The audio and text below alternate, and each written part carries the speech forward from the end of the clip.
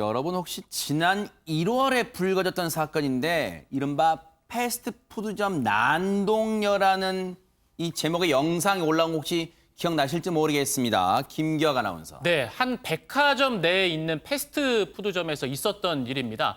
아마도 시간이 좀 지나긴 했습니다만 해당 영상을 보시면 시청자분들도 아마 기억이 나실 것 같습니다. 다시 한번 볼게요.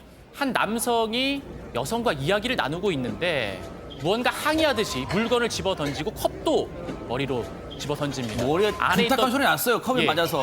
음료수를 이제 부어버린 다음에 컵까지 머리로 향해서 던진 건데요. 이 남성은 이 여성에게 뭔가 제지하려는 그 제스처를 보이지만 이 여성은 손가락질을 하면서 가라.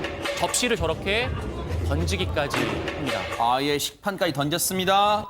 예. 당시에 어떤 혹시 대화가 오갔는지 들어보시고 이어가 보도록 하겠습니다.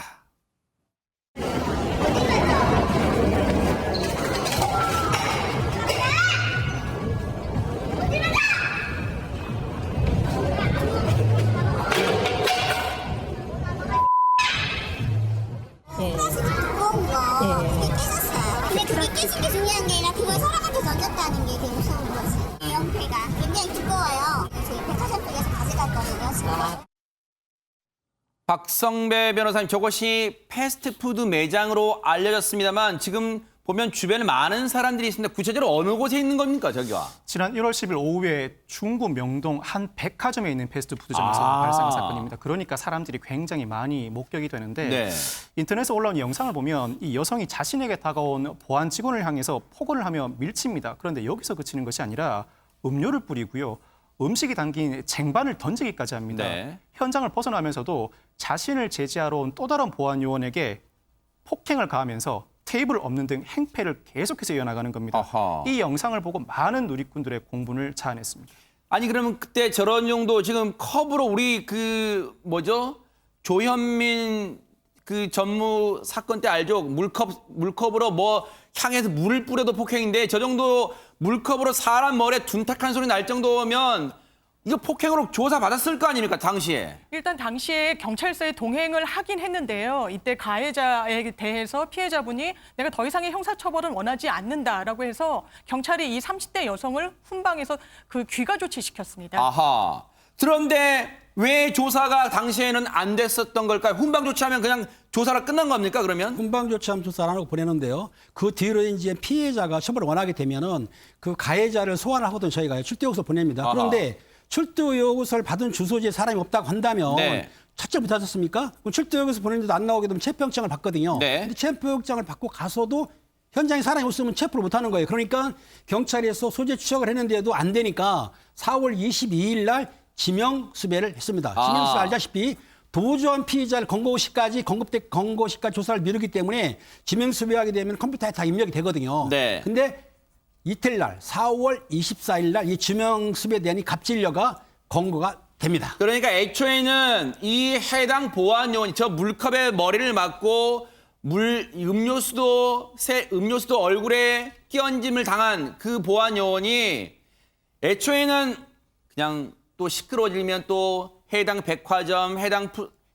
내에서 자신의 근무에 영향을 미칠까 봐 두려워했을 수도 있어요. 그래서 처음에는 처벌을 원치 않는다 했다가 아무리 생각해봐도 이건 바로 잡아야겠다 싶었나 봐요.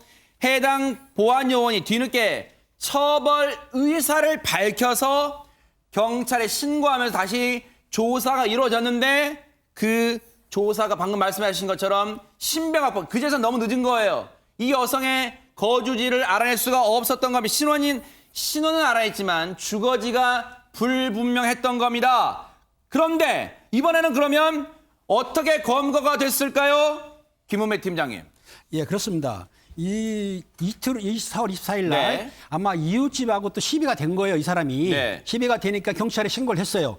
경찰이 와가지고 조사하면서 딱 인적사항을 때려보니까는 그때서야 인적사항에 지명수배가 딱 뜬 겁니다. 아하. 그래가지고 지명수배 뜨니까 체포를 해서 네. 또 수사관서로 다시 인계를 하게 된 거죠. 네.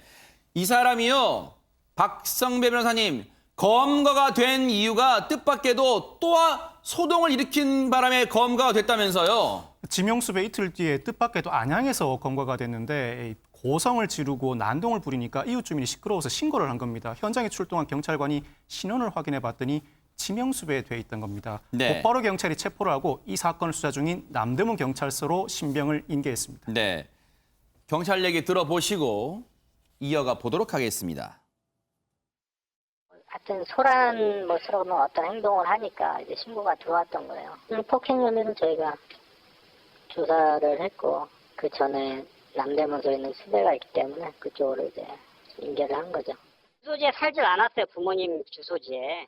주소지는 분명한데 주소지에 거주치 않아가지고 전화도 안 받고 그래가지고 정신병력까지는 정확한 병명은 나오진 않았고요. 대화는 안 되는 건 맞아요.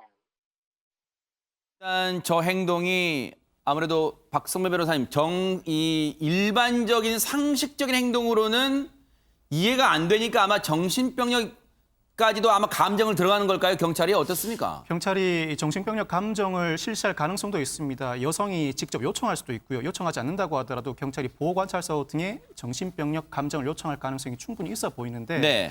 일단 이 사건의 경우에는 첫 번째 보안요원에게 행패를 부린 점에 대해서는 패스트푸드점의 업무를 방해한 것이기 때문에 아하. 업무방해죄가 성립하는 것이고 뒤따라온 두 번째 보안요원에게 폭행을 가한 혐의에 대해서는 폭행죄가 적용되죠. 업무방해 정도가 중하고 비난할 만한 범행 동기를 보유하고 있습니다만 전과가 없고 혹여나 정신병력이 이 사건에 영향을 미쳤다면 상당 부분 감형될 여지도 있습니다. 그래서 실형이냐 집행유예냐 그 선고는 형사처벌 전력이 있느냐 정신병력이 이 사건에 영향을 미쳤느냐 여기서 아하. 판가름 날 것으로 보입니다. 네. 어쨌든 이번에 이제 체포가 됐으니까요. 또 어떤 처벌이 내려질지 한번 또 지켜보도록 하겠습니다.